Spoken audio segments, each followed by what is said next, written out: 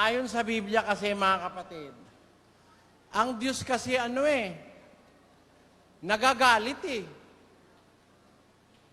Natural naman yon dahil maraming taon dapat talagang kagalitan eh. Marami naman talagang dapat na makagalitan eh. Miski nga yung naglilingkod sa Diyos eh. Kuminsan nakakagalit din yung ginagawa. Nakita nyo ba si Miriam at si Aaron? Mga sugo ng Diyos yan. Nagalit ang Diyos eh. Nung sila'y mag-usap dahil sa kanilang chismis kay Moises, nag-asawa kasi si Moises ng isang babaeng negra, babaeng kusita. Nagdaldalan yung dalawang magkapatid. Galit sila kay Moises, nag-asawa ng negra. Nagchismis yung kapatid niyang matanda. Ano ba yan? Bakit sa kanya lang ba nakikipag-usap ang Diyos? Hindi ba sa atin nakikipag-usap din? Ba't siya ganyan? Nag-aasawa siya ng negra. Sabi nung magkapatid. Kaya alam nyo, maraming ikagagalit ang Diyos sa tao eh. Pero ang Diyos ayon sa Biblia, banayad sa pagkagalit. Sagana sa kahabagan, puspos ng kagandahang loob at kaawaan. Yan ang mga sinasabi ng kasulatan tungkol sa Panginoon. Pero ang Diyos, nagpapadamayan ng galit, banayad pa rin eh. Yung lindol, pagpapadama ng Diyos yun sa galit niya. Yung bagyong malalakas, yung pagputok ng bulkan, yung tagtuyot, yung kagutom, pagpapadamayan ng Diyos ng kanyang galit. Bakit tayo naniniwala mga kapatid, na ngayon, hindi pa talaga nagagalit ang Diyos? Hindi pa. Alam nyo kung ngayon, ibubugso ng Diyos yung galit niya, kakilakilabot ang magugunita mong mangyayari sa tao eh. Noong pong panahon ng early 1900, nagkaroon ng flu o influenza. Wala pang alam ang tao noon tungkol sa antibiotics. Milyon-milyon po ang nagkasakit. Nagkaroon ng cholera. Milyon-milyon din ang nagkasakit. Sabi nung matatanda, inililibing, sabi ng lola ko, inililibing daw yung ngayon yung may sakit. Kinabukasan yung nakipaglibing, mamamatay na rin. Nahahawa. Yan mga salot, bunga ng galit ng Diyos sa tao. Pero hindi pa talagang bugso. Dahil lipul tayong lahat. Pagka nagalit ang Diyos, malilipol ang lahat ng tao. Kaya, gaya rin karoon ng yung bubonic plague, yung nanggaling sa daga. Nako, ang dai-dai pong taong namatay. Na-impeksyon sa ng daga. Ngayon nga buti nga, awa ng Diyos, naaagapan ngayon eh. Noon, wala silang malay sa microbiology. Hindi nila matuklasan agad kung saan ang gagaling ang sakit. Eventually, natuklasan yan ng isang siyentipiko na meron palang maliliit na organismo na hindi nakikita ng mata na nagiging dahilan ng sakit. Hindi pa kasi nila alam nun yung bacteria, virus, at saka yung mga fungus. Di nila alam, wala silang microscope. Kaya kumakalat ang sakit, di nila mapigil. Yan. Yan ay pagpapadama ng Diyos sa kanyang galit na nararamdaman sa puso. Kailanmat may anak na sinisigawan ng kanyang magulang, nilalapastangan ng kanyang ama't ina, nakakaramdam ng sama ng loob ang Diyos. Pagka mayroong mag-asawang nagbubugbugan, naghihiwalay, nagpapatayan, nakakaramdaman Diyos ng sama ng loob o ng galit. Pagka mayroong bansa na yung kapwa bansa inaapi, ginigera, nagagalit ang Diyos. Pagka mayroong lalaking nakikiapid sa asawa ng kanyang kapwa, samantalang wala yung asawa, niluloko niya yung kanyang kumpare, nararamdaman ng Diyos, nagagalit siya eh. Pero alam niyo kung bakit ang Diyos hindi pa nagagalit talaga ngayon? Babasa po ako ng talata, maghanda kayo mga kapatid, maghanda kayo sa pagdating ng galit talaga ng Diyos. Pakinggan nyo, 8:11 ng Ecclesiastes. Sapagkat ang hatol laban sa masamang gawa ay hindi isinasagawa agad. Kaya't ang puso ng mga anak ng mga tao ay lubos na nangalalagak sa paggawa ng kasamaan. Yung palang hatol, laban sa masamang gawa, hindi isinasagawa agad. Nakita niyo yon mga kapatid? Kaya ang tao, sinasamantala namang gumawa ng masama eh. Kasi yung hatol laban sa masamang gawa, hindi isinasagawa agad ng Diyos eh. Dito ngayon nagkakaroon ng maraming question eh. Yung mga taong akala nila matatalino sila. Meron ako nakausap nung araw eh. Kung totoo kayang Diyos mo, bakit mayroong masama? Sabi mo, makapangyarihan siya sa lahat. Ba't hindi niya patayin yung masama? Ganun po ba ako, attorney? Oo! Dapat, para wag lumaganap ng masama, lahat ng gumawa ng masama, patayin! Agad! Sabi ko, attorney, hindi ba nagpa-practice kayo ng law? Oh! Pag ba may akusado, pinapatay agad? Di ba ako dinadaan sa due process? Hindi ba? Hindi ba totoo na ang ating bansa may penitentiary? Ano ba yung penitentiary? Mga kulungan. Para ang tao magbago. Pagka ganyan ka ako, dapat kung kayo magiging presidente, alisin na yung mga kulungan. Lahat ng akusado, pugutan ng ulo. Patay lahat. Meron ka akong akusado, wala namang kasalanan. Di biro mo, napugutan mo agad ng ulo yung walang kasalanan. Masama pala ka ako ang paniwala nyo, attorney. Naipit ko siya ron eh. Dapat daw, pag nagkasala, patayin agad. Meron hong tao ka ako, nagkasala, ayaw naman niya eh. Ayaw niya. Wala naman siyang balak pumatay ng tao. Nakita niya lang yung misis niya, may ibang nakapatong, nataga niya. Kayo ba, pag nakita niyo yung misis niyo, may ibang nakapatong, palagay niyo, matutuwa kayo? Hindi siya makakibo eh. Ayaw naman niyang gumawa ng ganun eh. May nakita lang siyang nagpadilim ng isip niya. Yun ba mortal na kasalanan? Sabi niya, lumipat siya ng tema eh. Bakit kasi Satanas? Pwede na naman dyan patayin. Sabi ko, attorney, si Satanas, nilikha ng Diyos, hindi masama. Mabuti yan. Binasa ko 1:31 ng Henesis.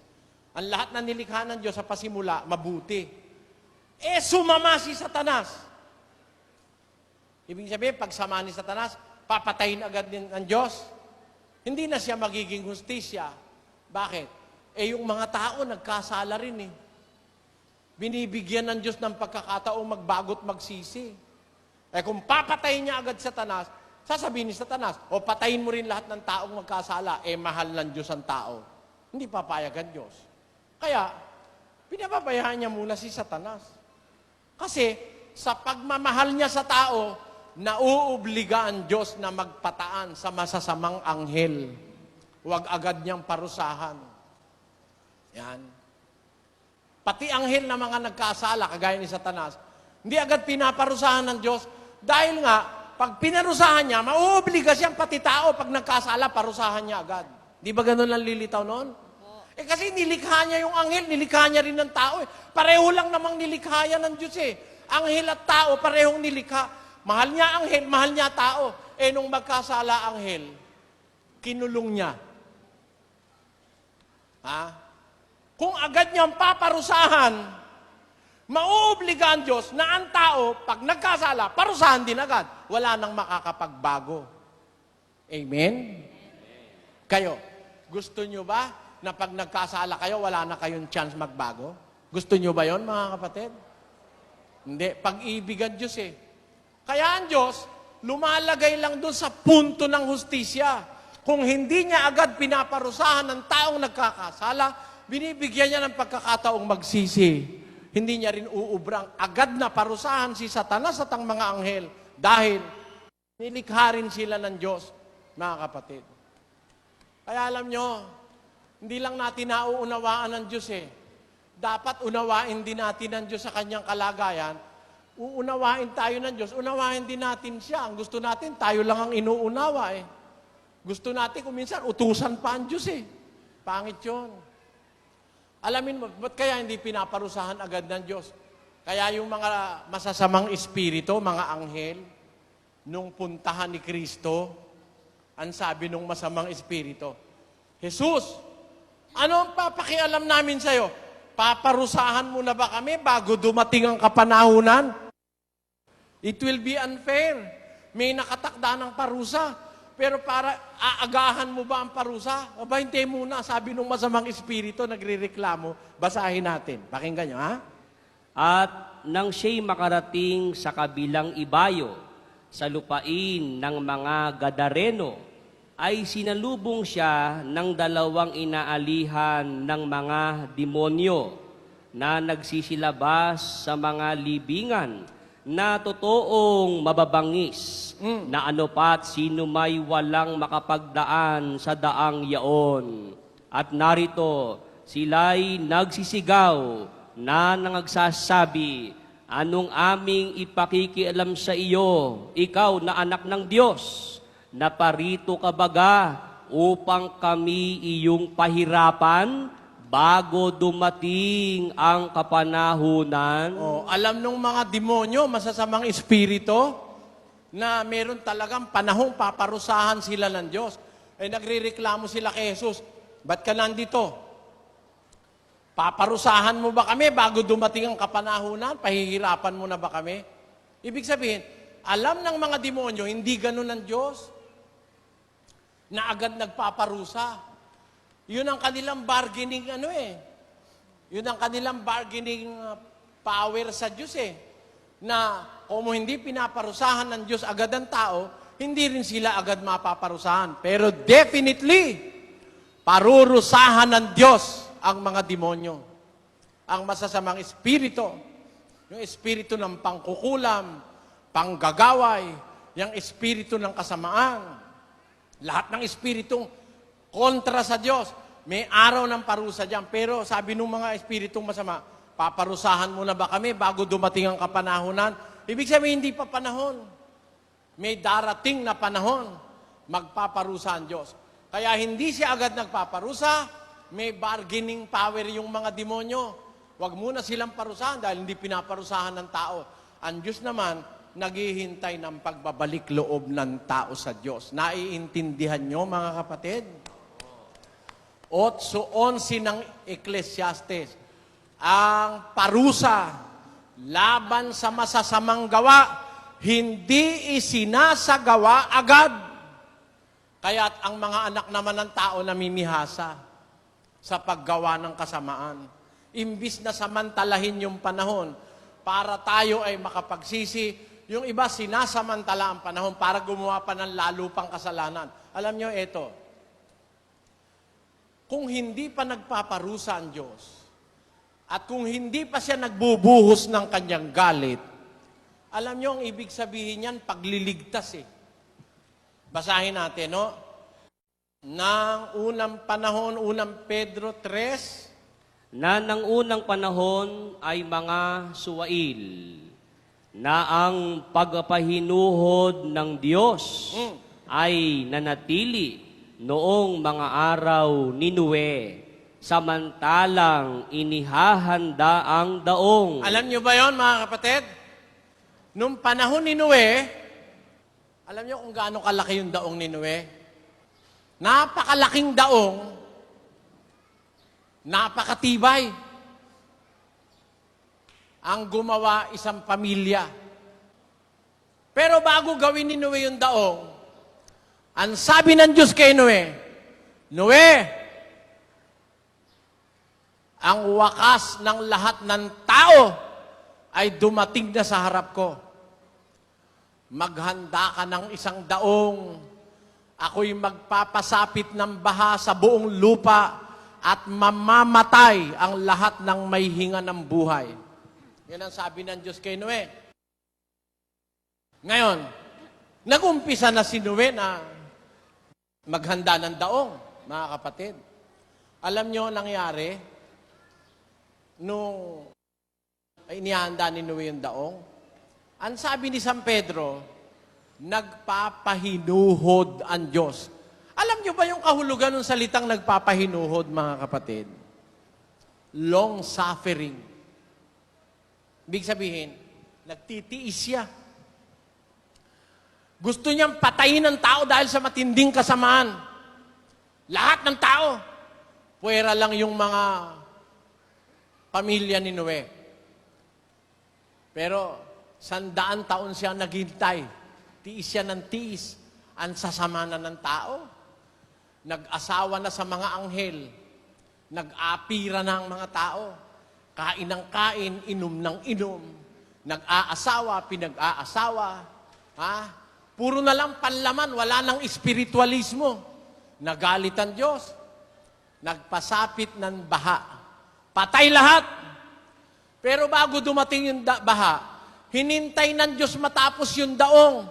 100 taong ginagawa ni Noe. Nangangaral si Noe, magsisi na kayo pag natapos tong daong. Babaha na, mamamatay lahat ng tao. Sabi ng mga tao, sino maniwala sa'yo? Gagawa ka ng daong sa gitna ng gubat. Kung ikaw nga naman, ang isip mo'y wala sa katwiran, ba't nga naman gagawa ng daong sa gitna ng gubat? Ang daong ginagawa sa dagat, diba? Kasi mahirap ilipat yung daong sa gubat, papunta sa dagat. Paano mo ililipat yon? Hindi naman ililipat ni Noe. Dahil babaha aapaw ang lahat ng tubig sa pinakamataas na bundok. Ayaw sila ngayong maniwala. Nga? Napagkamalampas si Noeng luko-luko eh. Biro mo, gumagawa ng daong sa gitna ng gubat. Ikaw ba naman si Noe? Hahakutin mo pa ba naman yung kahoy kay lalaki? Dadalhin mo pa sa pantalan?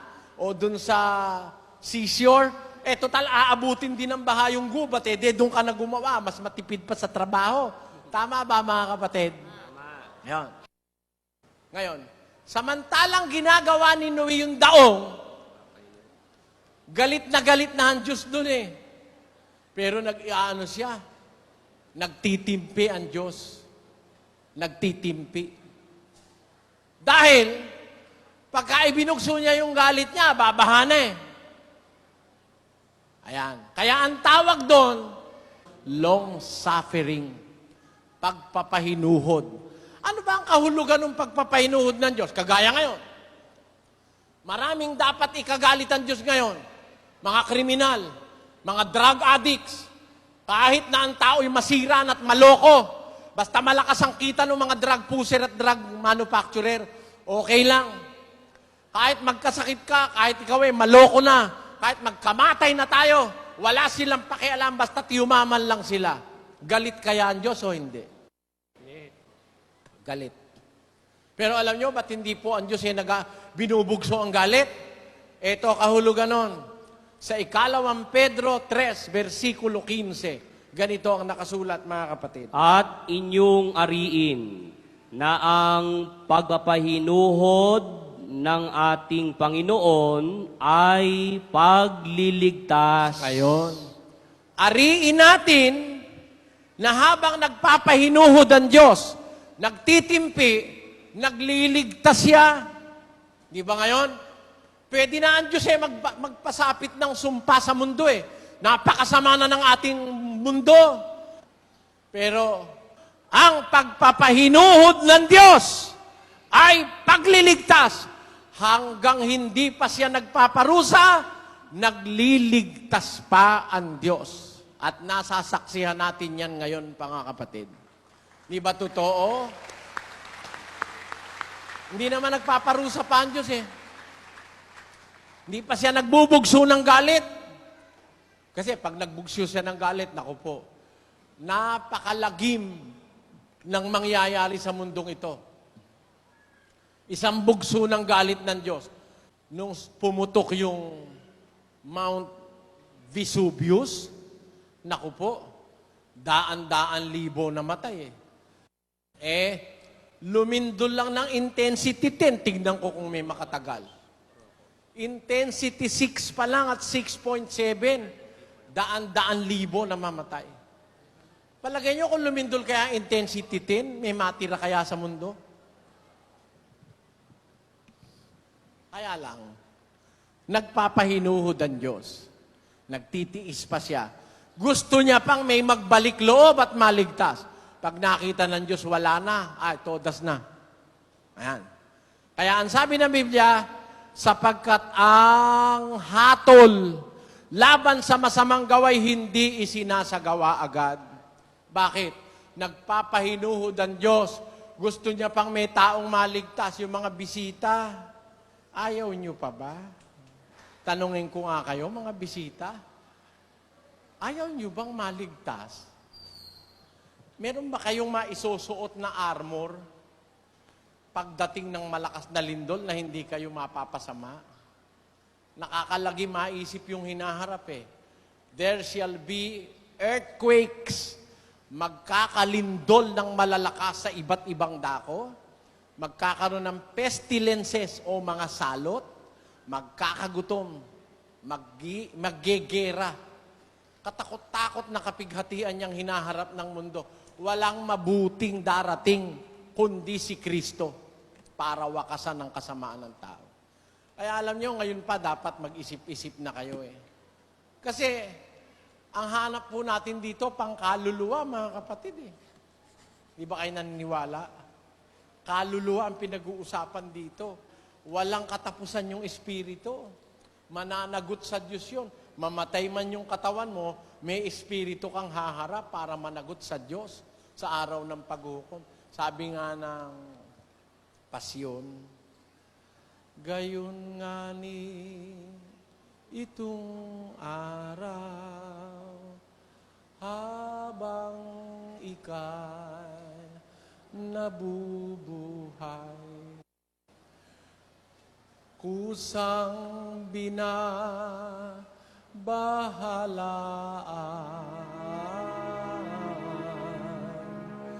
nilinang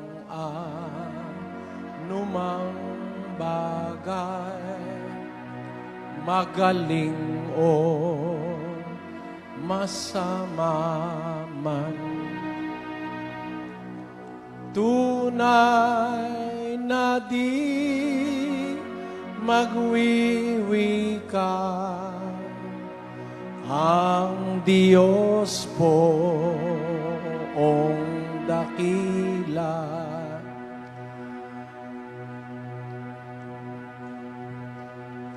Totoong magpapabayan,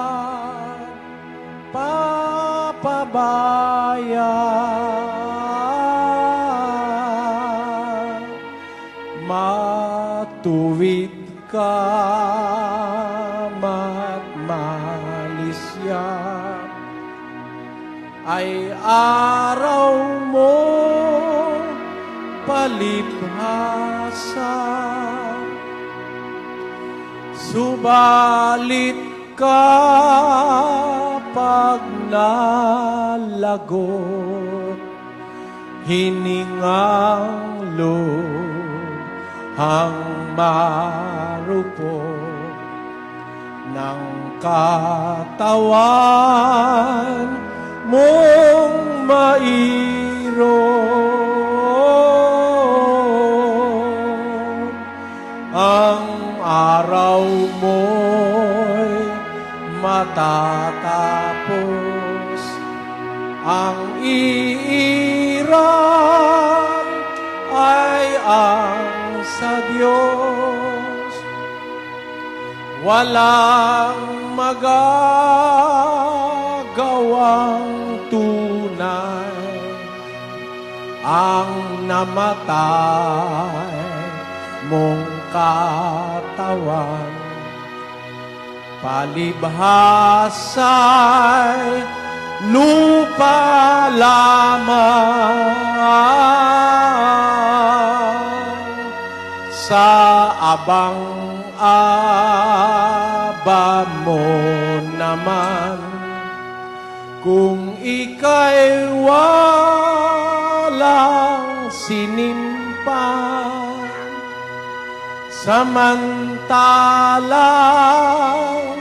may hininga at ika'y na bubuhay pa, ay maglaan kang maaga.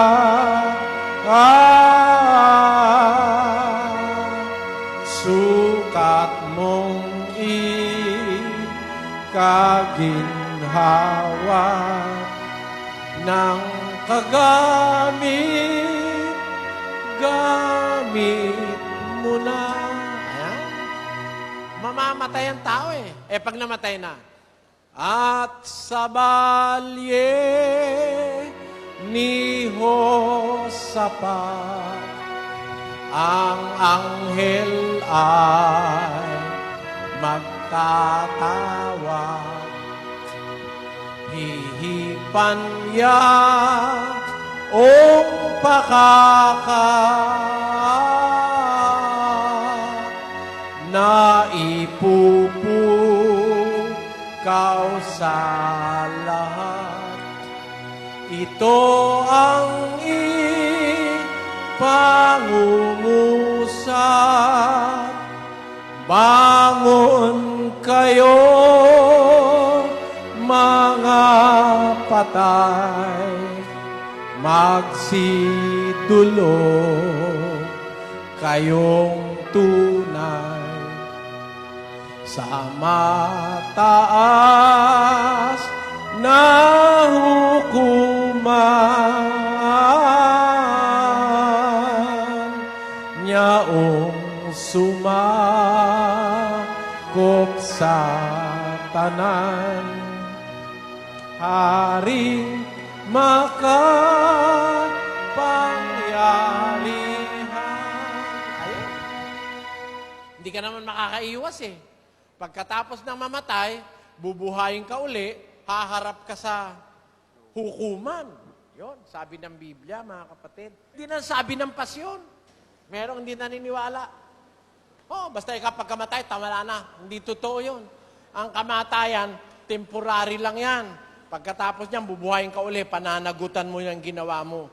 Ngayon, samantalang may oras pa, samantalang may hininga, ay magsimpang kang maaga. Nang kagamit-gamit mo na, sa abang-aba mo naman kung ikaw ay walang sinimpan, sabi ng pasyon. Ang tao ngayon ang walang ginagawa, hindi kumain, uminom, maghanap buhay, magpasarap, gumarnatsa, bumili ng magandang damit, wala nang pakialam sa kapwa, walang pakialam sa pulubi, walang pakialam sa anak.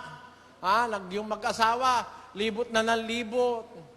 Yun naman mga anak, barkada ng barkada. Hindi alam ng tao, darating na bigla ang galit ng Diyos at mahihirapan silang maligtas. Kaya, yun naman nasa Biblia yun Totoo yun. Nasa pasyon yun. Nako, yung mahal na mahal mong bahay, sasakyan, alahas, titulo torrents. Meron tao, ang titulo, ganyang kakapal, ang dami. Ang dami. Brad Eli, hindi ko nga ikaalam kung ilan yung lupa ko Sa dami. Meron talagang ganun. Ang kapal ng titulo. Pati mga certificate sa bangko, Ang dami, bank book. Lahat ng bangko magbukas, meron siyang deposito. Pag dumating na ang araw, sabi ng pasyon, parang matutunaw eh. Sabi sa Pedro, ikalawang Pedro 3:10, darating yon. Darating. Bago dumating yon, hindi pa nagpaparusa ang Diyos, may chance tayo, nagpapahinuhod pa ang Diyos ngayon. Ang parusa laban sa masamang gawa, hindi isinasagawa agad ng Diyos para bigyan ng tao ng pagkakataong magsisi. Pero kung ayaw natin, wala namang magagawa ang Diyos eh. Ang darating tiyak, pakinggan nyo, sa Sefanias 1:18, basa. Kahit ang kanilang pilak o ang kanilang gintuman Ay? ay hindi makapagliligtas sa kanila sa kaarawan ng kapuotan ng Panginoon. Kundi ang buong lupain ay masusupok sa pamamagitan ng apoy ng kanyang paninibugho, sapagkat wawakasan niya, isang kakilakilabot na wakas nilang lahat na nagsisitahan sa lupain. Nakita nyo? Kahit ang kanilang pilak, kahit ang kanilang gintuman, hindi makakapagligtas sa kanila sa kaarawan ng kapuotan ng Panginoon, kundi ang buong lupain masusupok sa pamamagitan ng apoy ng kanyang paninibugho, sapagkat wawakasan niya isang kakilakilabot na wakas nilang lahat na nagsisitahan sa lupain. Yun ang hindi maiiwasan eh. Magbilang ka, kapatid. Marunong ka magbilang ng taon, bilangin mo mula ngayon. Hindi masyadong matagal na yon. Babalik si Kristo. Kukunin yung mga gustong maging dapat na naglingkod, maiiwan yung masasama. Yung masasamang maiiwan, dadalas ng katakot-takot na kapighatian sa loob ng 1,000 taon. Sa araw na yon, sabi ng Diyos, hahangarin ng tao ang kamatayan, hindi na darating sa kanila. Biro mo sa hirap, gusto mo mamatay, ayaw kang mamatay. Pakinggan nyo. Basa. Apokalipsis 9:6. At sa mga araw na yaon, ay hahanapin ng mga tao ang kamatayan. At sa anumang paraay, hindi nila masusumpungan. Biro mo ang hahanapin ng tao dun sa mga araw na yung kamatayan ha. Pero hindi nila masusumpungan ng kamatayan. Matitikman ng mga tao ang bigat ng parusa at pagkagalit ng Diyos. Kaya ngayon, hindi pa nagagalit ang Diyos ngayon. Patikim lang yan. Pag lumindol, patikim yan. Pag may peste, patikim yan. Pag merong mga mabibigat na suliranin ng tao, patikim yan. Pero pagdating nun talagang galit ng Diyos, ay nako, mananaghoy ang lahat ng angkan sa lupa, sabi ng Biblia. Magsisitaghoy at magsisitangis. Pakinggan nyo, 24:29 ni Mateo. Basa. Tatapwat karakarakang pagkatapos ng kapighatian sa mga araw na yaon, ay magdidilim ang araw. At ang buwan ay hindi magbibigay ng kanyang liwanag. At mga lalaglag ang mga bituin mula sa langit. At magsisipangatal ang mga kapangyarihan sa mga langit. At kung magkagayoy, lilitaw ang tanda ng anak ng tao sa langit. At kung magkagayoy, magsisitaghoy ang lahat ng mga angkan sa lupa. At makikita nila ang anak ng tao na napariritong suma sa mga alapaap ng langit, na may kapangyarihan at dakilang kaluwalhatian. Tanyo, magsisitaghoy ang lahat ng mga angkan sa lupa. Ngayon ba, mga kapatid, nananaghoy na mga tao? Hindi pa po. Nagsasaya pa nga ang tao ngayon eh. Ang sasaya. Puro saya ngayon ang tao. Mga bingo, mga outing, nako, masasaya ang tao ngayon. Pagdating nun, lahat ng angkan sa lupa, tataghoy. Ngayon, Pwede namang hindi kayo maniwala eh. Di ba mga kapatid? Ano? After all, who cares? Sino ba nagmamalasakit? Na ang tao'y balitaan ang hinaharap na ganyan. Ang pare, nakalimutan na yan eh. Hindi na sinasabi sa Katolikong may parusa eh. Nalibang ng masyado, pare. At nililibang din nila kanilang mga miyembro. Kasi nga naman, pagka pinaalala mong may parusa, baka bumuti. Tayo, hindi tayo nakakalimot. Pinaalala ko sa inyo, dadating yan mga kapatid. Darating ang araw na hindi mo maiiwasan. Sa dakong silanganan ay lilitaw. Makikita ng mata hanggang doon sa kanluran. Si Jesus, liwanag di matitigan. Dadating yan. Darating ang Panginoon. Darating at siya ay maghuhukom. Darating ang Panginoon. Si Kristo Jesus ang siyang hahatol. Darating. Darating yan. Hindi pananakot yan. Nga sa Biblia yan, sa Bibliang Katoliko, sa Biblia ng Mormons, sa Biblia ng Protestante, sa Biblia ng mga saksi ni Jehovah, darating yan. Darating. Hindi yata tayo naghahanda eh. Ngayon na, mga kapatid, mga kababayan, ngayon na, wala nang maraming masyadong panahon sa pagdating ng galit ng Diyos dito sa lupa. Ngayon, hindi pa masyadong galit ang Diyos eh. Nagpapatikim-tikim lang siya eh. Pero pagdating na noon, pakinggan nyo, sa isang talata, ganito ang ating mababasa. Isayas 13:11. At aking parurusahan ang sanglibutan dahil sa kanilang kasamaan. At ang mga masama dahil sa kanilang kabalakyutan.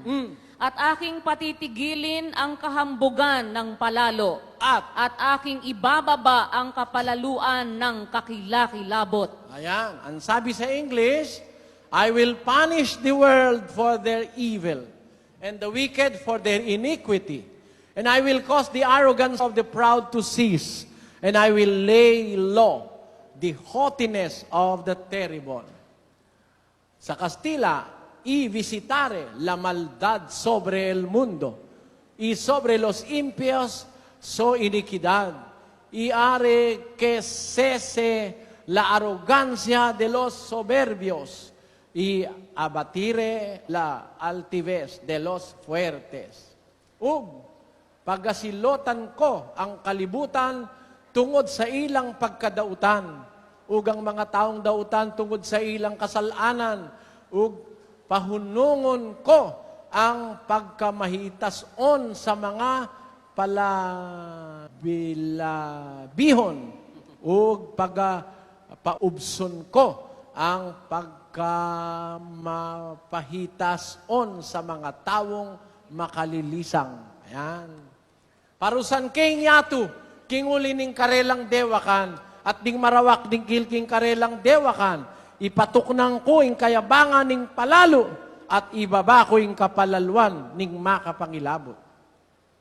Ket, do sa ekto, tilubong agapu iti kinadakesda, ken dagiti managdakdakes, agapu iti kinadangkesda, ket pasar denggek ti kinapusong ti natangsit, ket ipababakto ti kinapalungwad ti nakabubuteng. Ayan. Sa Bicol, asin, susungkoon ko ang karatan sa kinaban, asin sa mga maraot na tao sa saindang kaliwagan, asin gigibohon kong umuntok ang kaabhuwaan kan mga masumbikal, asin papahababaon ko ang kapanglangkao kan mga makusog. Ayan, nakita nyo? Maiiwasan ba ng tao yan, mga kapatid? Diyos ang may sabi niyan, ibababa ko ang kayabangan ng mga palalo, parurusahan ko ang mundo dahil sa kanilang kasamaan. Ayan. Kaya yung galit ng Diyos ngayon, araw-araw galit yun, pero hindi agad siya humahatol, nagpapahinuhod pa siya. Pero alam nyo ba, mga kapatid, meron akong isang sasabihin sa inyo. Ngayon, meron pa rin galit ang Diyos ngayon eh. Kaya lang, ibang klaseng galit. Eto, hindi alam to ng marami. Alam nyo bang nagagalit din ang Diyos sa kanyang mga anak? Yan. Ang Diyos kasi, ngayon nagpaparusa na sa anak niya eh. Kaya pag nagkasala ka ngayon, pinaparusahan ka na agad eh. Alam nyo kung bakit? Pakinggan nyo sa Korinto. Ganito ating mababasa. 11:32, unang Korinto. Tatapwat, kung tayo'y hinahatulan, ay pinarurusahan tayo ng Panginoon upang wag tayong mahatulang kasama ng sanglibutan. Nagsasalita si Pablo sa kongregasyong Kristiyano. Kung tayo'y hinahatulan, pinaparusahan tayo ng Panginoon upang tayo'y wag mahatulang kasama ng sanlibutan. Kaya ngayon pa sa iglesia ng Diyos, pag nagkamali ka, pinapalo ka na eh. Minsan, nawalan ka ng trabaho. Minsan, nagkamali ka, nasugatan ka. Kasi ganun eh. Ang anak ng Diyos, pagka, di ba yung anak nyo rin, mahal nyo, pagka gumawa ng mali, pinapalo mo para wag mamihasang mali. Dahil mahal mo, di ba? Minsan, kinukurot mo eh. Minsan, kinurot ka ng Diyos. Nagkaroon kang pigsa. Oh. Minsan, pinalo ka. Ay, ako natrangkaso, 1 linggong nakalupay-pay. Ganyan eh. Para wag niya na tayong isamang parusahan sa sanlibutan. Pakinggan niyo, babasahin natin. Sa Ebreo, Kapitulo 12. At inyong nilimot ang iniyaral na ipinakipagtalo sa inyong tulad sa mga anak. Anak ko, huwag mong waling bahala ang parusa ng Panginoon. O manglupaypay man kung ikaw ay pinagwiwikaan niya. Sapagkat pinarurusahan ng Panginoon ang kanyang iniibig at hinahampas ang bawat tinatanggap na anak. Narinig niyo yun? Wag mong waling bahala ang parusa ng Panginoon. Sabi niya sa anak, huwag kang maglupaypay pag pinagwiwi ka ang kanya. Bakit? Sapagkat pinaparusahan ng Diyos ang kanyang iniibig. Hinahampas ang kanyang kinikilalang anak. O kayo, may anak kayo. Sino sa inyo hindi namamalo ng anak? Sabi no iba, pagka ikaw ang anak ko, hindi ko pinapalo, lalaking sutil yan. Paminsan-minsan. Dapat pag sobra na. Pero kung hindi naman talaga na, ay, kagaya na ako, meron akong mga batang alaga hindi naman ako namamalo talaga eh. Pero pag sobra, kasi kung mahal mo ang bata, gusto mong matuwid, dapat pagka mali ang ginagawa itutuwid mo, di ba mga kapatid? Ganun ang tao eh. Kung mahal tayo ng Diyos, pagkakamali mo, pinapalo tayo. Para tayo, huwag nang mahatulang kasama ng sanlibutan. Sa katwirang pinarurusahan ng Diyos ang kanyang iniibig, hinahampas niya ang kinikilala niyang anak. Amen? Para lang tatay mo. Pag ikaw ay anak, mahal ka, nagsugal ka, naglasing ka, mahal ka, pinalo ka, huwag ka na ulit. Bakit? Ayaw mong maging lasenggo o sugaro lang anak mo. Tama? Ngayon, yung hindi mo anak, halimbawa man anak mo lang sa labas. Nakita mo nagsusugal. Andun yung misis mo, makakakibo ka ba? Ba't mo pinagkakalitan yan? Ano pakialam mo dyan? Hindi mo naman masabi, anak ko yan sa labas, ano? Hindi mo masabi yun. Kaya ang hindi pinapagalitan, anak sa labas, basa. Datapwat kung kayo'y hindi pinarurusahan, na pawang naranasan ng lahat, kung gayo'y mga anak sa ligaw kayo at hindi tunay na anak. Tanyo, pag hindi ka pala hinahampas ng Diyos, anak sa ligaw ka. Hindi ka tunay na anak. Tinan mo yung mga taong hindi nagpapasakop sa Diyos. Bagaman sila'y gusto ng Diyos maging anak, ayaw naman nila. Di anak sila sa ligaw. Kaya kahit ano gawin nila, okay lang sa Diyos Hindi sila pinaparusahan Hindi sila itinutuwid. Bakit? Dadating ang araw, ang parusa sa kanila'y mabigat, mga kapatid. Mas mabuti na ngayon ang paminsan-minsay pinapalo tayo ng Diyos kaysa tayo'y makasamang parusahan ng sanlibutan. Kaya alam nyo, nagagalit din ang Diyos ngayon Kaya lang, galit sa anak, hampas, parusa sa anak, pag ang anak ay nagkakamali. Kaya tayo, hindi tayo nakakalimot, mga kapatid, humingi ng tawad para wag tayong hampasin ng Diyos Panginoon, patawarin mo po kami. Hindi po namin ibig na ikaw ay lapastanganin. Hindi po namin sinasadya. Magpaumanhin ka po. Patawarin mo kami gaya ng pagpapatawad namin sa mga nagkakasala sa amin. Di ba ganun ang ating dalangin, mga kapatid? Kaya, habang wala pa yon, darating yung galit ng Diyos, darating yung puot ng Diyos. Ngayon, alam nyo gagawin natin, mga kapatid, para wag magalit ang Diyos sa atin? Ano ba gagawin natin? Tanungin ko nga kayo. Nagagalit ang Diyos ngayon, sumasama loob sa maraming katarantaduhan ng tao Gusto nyo bang mabigyan natin ng konsuelo ang Diyos? Kung ang ginagawa nila yung ikinagagalit ng Diyos, gawin naman natin yung ikinatutuwa ng Diyos, mga kapatid. Ano yon? Ano yon? Eto yon. Ang isang ikinatutuwa ng Diyos, ito. 13:15 ng Ebreo. Sa pamamagitan nga niya, ay maghandog tayong palagi ng hain ng pagpupuri sa Diyos. Sa makatwid baga ay ng bunga ng mga labi na nagpapahayag ng kanyang pangalan. Ayon. Sa pamamagitan ni Kristo, maghandog tayong palagi ng hain ng pagpupuri sa Diyos. Ang bunga ng mga labi na pumupuri sa kanyang pangalan. Yan ang pagpapasalamat. Di ba yan, mga kapatid? Habang gumagawa ang tao ng ikinagagalit ng Diyos to appease God's wrath and anger, habang gumagawa sila ng kasuklak-suklam, gumawa naman tayo ng kalugod-lugod sa Diyos. Ang isa riyan,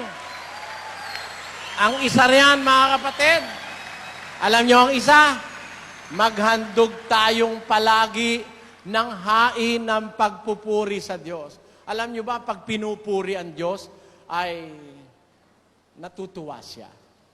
Pakinggan nyo sa 9:24 ng Jeremias. Basa.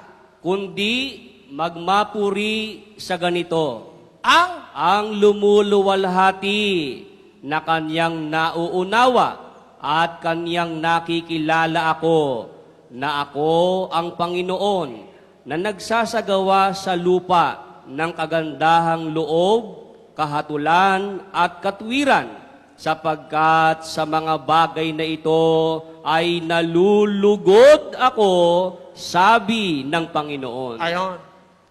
Yung nagluluwalhati. Totoo, kumanta ka lang, naluluwalhati mo na ang Diyos Manalangin ka, naluluwalhati ang Diyos. Nalulugod ang Diyos pag ang nananalangin, matuwid at lumuluwalhati. Pakinggan nyo sa 15. 15:8 Kawikaan, ang hain ng masama ay kasuklam-suklam sa Panginoon. Ngunit ang dalangin ng matuwid ay kanyang kaluguran. Tanyo, kaluguran ng Diyos yung nananalangin yung matuwid. Kaluguran ng Diyos yung umaawit ng papuri yung matuwid. Ang katunayan, 92:1. Basa. Isang mabuting bagay ang magpasalamat sa Panginoon at umawit ng mga pagpuri sa iyong pangalan o kataas-taasan. Jesus ko, galingan.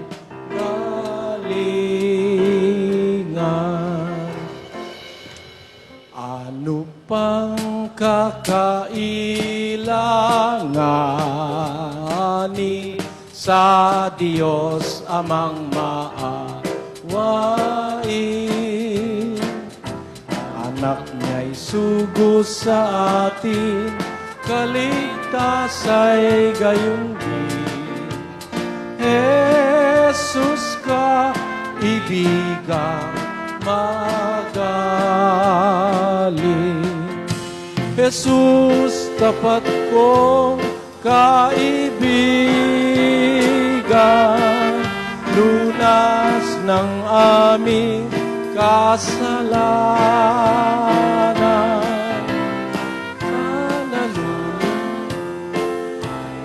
Pastor ng naliligaw, Jesus kong kagaling. Umawit ka lang, napapasaya mo ang Diyos eh. Pag pinupuri mo siya, sa gitna ng maraming mga taong nakalimot na sa Diyos, ang pinupuri si Maria, si Pedro, si Juan, ang pinupuri kapwa-tao, hindi ang Diyos. Nakarinig ang Diyos ng isang pagpuri sa gitna ng milyon-milyong mga taong iba-iba ang pinupuri, natutuwa ang Diyos sa langit, mga kapatid. Dapat nyo maintindihan yun.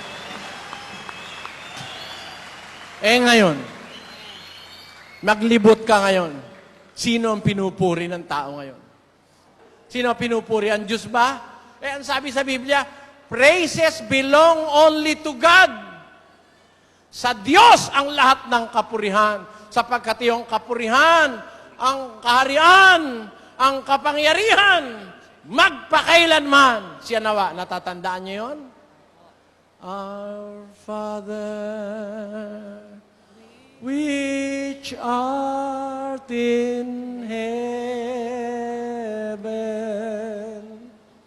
hallowed be thy name. Thy kingdom come, thy will be done in earth as it is in heaven.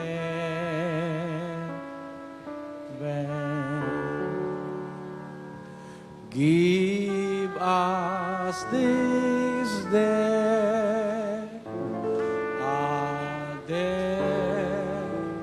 our daily bread, and forgive us our debts, as we forgive our debtors, and lead us not into temptation, but deliver us from evil. For thine is the kingdom and the power and the glory forever.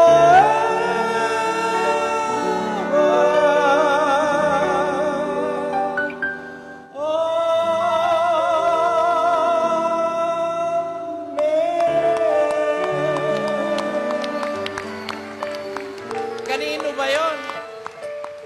Kanino ba yung glory? Kanino ba yung praises? Thine Sa Diyos ang kapangyarihan, ang kaluwalhatian, ang kapurihan, magpakailanman siya nawa. Dapat ang purihin Diyos Yun ang kinatutuwa ng Diyos Kaya habang sila nagpupuri sa walang kwentang mga purihin naman natin ang Diyos sa pamamagitan ng pagpapasalamat. Sapagkat sa bagay na ito, nalulugod ako, sabi ng Panginoon. In these things, I delight, said the Lord. Mahalin mo yung asawa mo, natutuwa ang Diyos. Gumalang ka sa magulang mo, anak, natutuwa ang Diyos. Mahalin mo yung asawa mo, lalaki, natutuwa ang Diyos. Babae, galang mo yung asawa mo, lalaki, natutuwa ang Diyos. Nakasulat sa Biblia, hindi ko na lang babasahin, napakahaba lahat yan ikaw ay magpakain sa mahirap, tumulong ka sa nagigipit, natutuwa ang Diyos. Manalangin ka, umawit ka sa Diyos, natutuwa ang Diyos. Di ba? Mag-abuloy ka sa gawain na walang pag-iimbot, nalulugod ang Diyos. Lubhang nalulugod ang Diyos. 13:16, tuloy natin yung 15. Ulitin natin sa 15. Sa pamamagitan nga niya ay maghandog tayong palagi ng hain ng pagpupuri sa Diyos. Sa makatwid baga ay ng bunga ng mga labi na nagpapahayag ng kanyang pangalan. Datapwat ang paggawa ng mabuti at ang pag-abuloy ay huwag ninyong kalimutan. Sapagkat sa mga gayong hain, ang Diyos ay totoong nalulugod. Salita ng Diyos yun Yung paggawa ng mabuti sa kapwa, yung pagtulong, yung pag-abuloy, huwag niyong kakalimutan yon. Sabi sa mga Kristiyano, sa mga gayong hain, ang Diyos ay totoong nalulugod. Biro mo, alam niyo mga kapatid, yung taong mahirap, bigyan mo lang ng isang libreng tanghalian, napapatuwa mo na yun yung mayayaman, bigyan mo ng isang berlina, isang kotse, hindi matutuwa yung masyado, mayaman na yun marais yan nun. Yung Diyos, mahal ba na palugurin ng Diyos? Hindi ganun kamahal. Hindi ganun.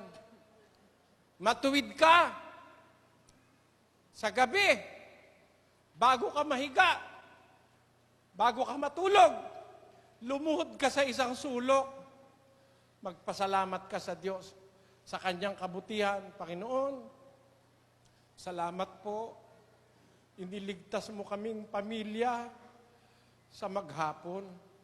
Salamat po sa mga biyayang natanggap namin. Salamat sa iyong pag-iingat. Sana ingatan mo kaming patuloy sa magdamag. Alalahanin mo ang aking asawa at mga anak. Sana po, iligtas mo sila sa mabibigat na karamdaman. Sana'y makapagpatuloy kami ng aming pagsunod sa kalooban mo hanggang sa katapusan. Maraming salamat po sa iyo, Ama. Amin. Sa pangalan ng aming Panginoong Hesus. Amin. Kapiraso lang yon mga kapatid. Sabi ng Biblia, ang hain ng masama, kasuklam-suklam sa Panginoon. Ngunit, ang dalangin ng matuwid ay kanyang kaluguran. Sa bawat pagtalima mo, anak, sa iyong ama't ina, sa bawat pagmamahal na iukol mo sa iyong ama't ina at paggalang, natutuwa na ang Diyos. Hindi mahal ang kaluguran ng Diyos. It is within our resources and within our reach. Lalo na kung tayo nagpupuri sa pamamagitan ng pagpapasalamat. Kaya huwag niyong kakalimutan, mga kapatid, ang paggawa ng mabuti ay pagpapalugod sa Diyos. Ang pagtulong sa nangangailangan ay pagpapalugod sa Diyos. Lahat ng ating gagawing ayon sa batas ng Biblia na pinag-aralan natin ay pagpapalugod sa Diyos. Ayan. Sa dahilang yan, sa gawain yan, nakakaramdaman ng galit ang Diyos araw-araw sa mga taong masasama, na pasasaya naman natin ang kanyang kalooban sa ating pagsunod sa kanyang mga kautusan.